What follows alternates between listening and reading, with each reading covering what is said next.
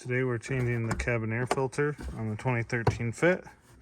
The glove box has little feet on the side that hold it in. So you pull the sides of the glove box inward and pull the glove box downward and it'll fold down.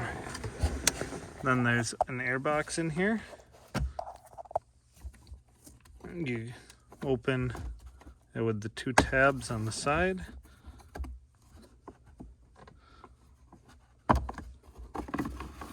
The tray comes out and you pull out the cabin air filter.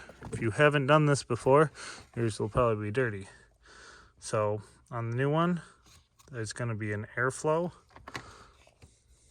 and you're going to set the filter in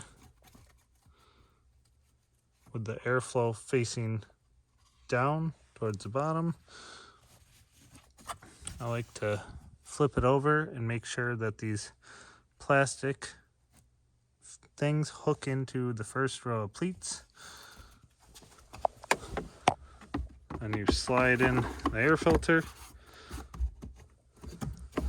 and then you close the glove box, pushing it on the sides, and that's how you change your cabin air filter in your second generation Honda Fit.